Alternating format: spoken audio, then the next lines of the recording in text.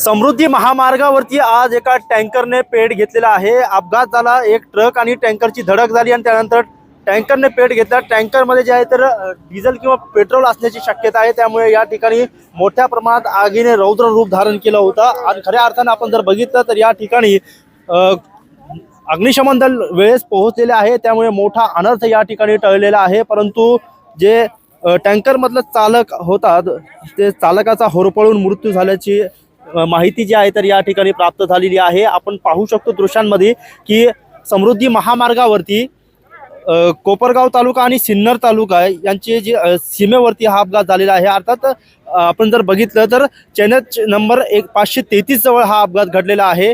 जे मालट्रक मुंबईवरून नागपूरच्या दिशेने जात असताना या ठिकाणी हा अपघात घडला। त्या मालट्रकला मागून जे आहे तर टँकरने जोराची धडक दिली आणि सदरचा ट्रक जे आहे तर समृद्धी महामार्गाच्या खाली या ठिकाणी कोसळलेला आहे। आणि धडक झाल्यानंतर या ठिकाणी टँकरने पेट घेतला आणि त्या टँकरमध्ये डिझेल किंवा पेट्रोल ज्वलनशील पदार्थ असल्यामुळे या ठिकाणी अचानक आगीने भडका घेतला आणि जवळ कोणीही यायला तयार नव्हतं। अशा परिस्थितीमध्ये या ठिकाणी कोपरगाव नगर परिषदेचे अग्निशमन दल असेल, MSRDCचे या ठिकाणचे जे रेस्क्यू टीम आहे, समृद्धीची रेस्क्यू टीम आहे ती पोहोचलेली आहे। त्याचबरोबर सहकार मंत्री शंकरराव कोल्हे सहकारी साखर कारखान्याचे जे अग्निशमन दल आहे ते या ठिकाणी पोहोचलेले आहे आणि त्यांनी रेस्क्यू राबवून या ठिकाणी जे आहे तर संपूर्ण आग विझवलेली आहे। आग आता आटोक्यात आणलेली आहे आणि जे टँकरमधला मृतदेह होता ते काढून जे आहे तर रुग्णवाहिकेत टाकण्यात आलेला आहे। खऱ्या अर्थानं आपण जर बघितलं तर एक जीवाची बाजी लावून या ठिकाणी संपूर्ण जे अग्निशमन दलाचे जवान आहे त्यांनी या ठिकाणी रेस्क्यू ऑपरेशन राबवलेलं आहे। आपण आता देखील पाहू शकतो की कशा पद्धतीनं त्या ठिकाणी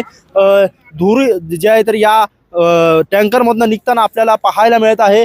एकंदरीतच आपण जर बघितलं तर समृद्धी महामार्गावरती आता जे मुंबईवरून नागपूरकडे जाणारी ट्रॉफिक आहे ते या ठिकाणी रोखण्यात आलेली आहे आणि वाहनांच्या लांबच लांब रांगा लागल्याचं चित्र आपल्याला या ठिकाणी पाहावयास मिळत आहे। समृद्धी महामार्गावरती जे MSFचे जवान आहे, महामार्ग पोलीस आहे, रेस्क्यू टीम आहे, सगळे या ठिकाणी आलेले आहे। आता रात्रीचे जवळपास 12-12:30 वाजत आलेले आहे। जवळपास 11-11:30 दरम्यान हा अपघात घडला आणि त्यानंतर लगेचच या ठिकाणी जी समृद्धी महामार्गाची रेस्क्यू टीम आहे ती या ठिकाणी पोहोचली आणि अग्निशमन दलाने जे आहे तर मोठी जबाबदारी या ठिकाणी आपली पार पाडलेली आहे। आपण जर बघितलं तर सध्या एक बाजूची वाहतूक समृद्धी महामार्गावरती ही जी वाहतूक आहे ती बंद करण्यात आलेली आहे आणि सातत्याने जे अग्निशमन दलाचे प्रयत्न जे आहे तर या ठिकाणी सुरू असल्याचं चित्र आपल्याला पाहायला मिळत आहे। मोठ्या प्रमाणात जी आग लागलेली होती परंतु अग्निशमन दलाने ही आग आटोक्यात आणलेली आहे आणि या ठिकाणी काही जे विरोधी दिशेने जे वाहने निघालेली आहे त्यासाठी जे महामार्ग पोलीस आहे किंवा या ठिकाणी MSFचे जवान आहे त्यांनी या ठिकाणी जे आहे तर त्यांना ते रोखताय की तुम्ही विरोधी दिशेने जाऊ नका, अपघात होण्याची शक्यता असते। त्यामुळे कुठेतरी हे सगळ्या जे आहे तर अपघातानंतर या सगळ्या घटना घडत आहे। आपण समृद्धी महामार्गावरचे हे सगळे चित्र आपण या ठिकाणी पाहतोय की कशा पद्धतीने या ठिकाणी एका बाजूची वाहतूक बंद असल्याने जे काही कार चालक जे आहेत आपल्या जीवावर उदार होऊन असे विरोधी दिशेने वाहन चालवत आहे आणि त्यामुळे कुठेतरी अपघात होण्याची शक्यता देखील नाकारता येत नाही। त्यामुळे कुठेतरी महामार्ग पोलीस असेल किंवा MSFचे जवान असतील त्यांना समज देत आहे की या ठिकाणी तुम्ही विरोधी दिशेने जाऊ नका आणि सर्वच जी समृद्धी महामार्गाची रेस्क्यू टीम आहे ती या ठिकाणी प्रयत्न करत आहे आणि आग आता आटोक्यात जरी आलेली आहे परंतु हे संपूर्ण जे रिस्क जे आहे तर अजूनही आहे।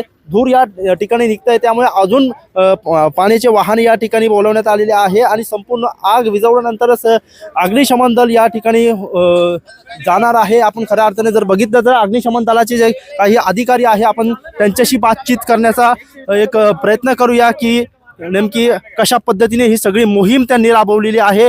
आपण त्यांच्याशी चर्चा करण्याचा प्रयत्न करू। खऱ्या अर्थानं आपण जर बघितलं तर जवळपास 1 तासापासून या ठिकाणी ही सगळी मोहीम राबवली जाते आहे। आपल्यासोबत अग्निशमन दलाचे अधिकारी आहे। साहेब, किती तास झाली या ठिकाणी ही मोहीम राबवते, किती वेळ झाला? अर्धा तास होऊन गेलाय।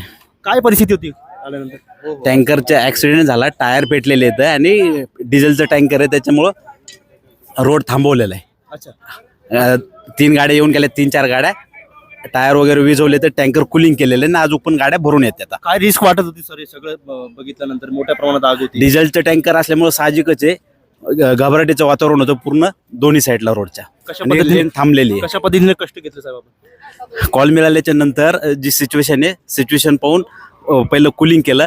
गाडीमध्ये कोण अडकलेलं आहे ते सगळं पाहून त्याच्यानंतर कुलिंग केलेलं आहे. धन्यवाद सर. काम चालू. आपण जर बघितलं तर अजूनही जे आहे तर अग्निशमन दलाचे जे कार्य जे आहे ते सुरूच आहे आणि जवळपास हे संपूर्ण कूल केल्यानंतर आम्ही या ठिकाणाहून जाणार असल्याची माहिती अग्निशमन दलाचे जे अधिकारी आहे त्यांनी दिलेली आहे.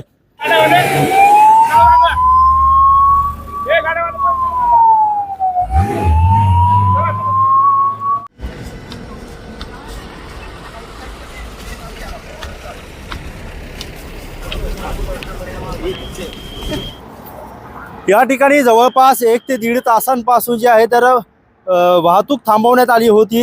जे मुंबईहून नागपूरच्या दिशेने जाणारी वाहतूक आहे ती थांबवण्यात आली होती. त्यामुळे वाहनांच्या लांबात लांब रांगा लागल्या होत्या. परंतु अग्निशमन दल त्याचबरोबर समृद्धी महामार्गाची रेस्क्यू टीम सगळेच जे कर्मचारी अधिकारी या ठिकाणी असतील सर्वांनीच कष्ट घेऊन या ठिकाणी आगीवर नियंत्रण मिळवलं आणि आता पुन्हा जे वाहतूक आहे ती सुरळीत करण्याचं काम या ठिकाणी महामार्ग पोलीस असेल MSFचे जवान असतील समृद्धी महामार्गाची रेस्क्यू टीम यांच्या वतीने या ठिकाणी करण्यात आलेलं आहे. त्यामुळे जे गेल्या 1 ते 1.5 तासांपासून जागच्या जागी थांबलेले जे वाहन चालक आहे प्रवासी नागरिक आहे त्यांना कुठेतरी आता दिलासा मिळालेला आहे आणि समृद्धी महामार्गाची वाहतूक आता जवळपास रात्रीचं 1:15 वाजत आलेलं आहे आणि या ठिकाणी ही वाहतूक आता सुरळीत झाल्याचं चित्र आपल्याला पाहायला मिळत आहे.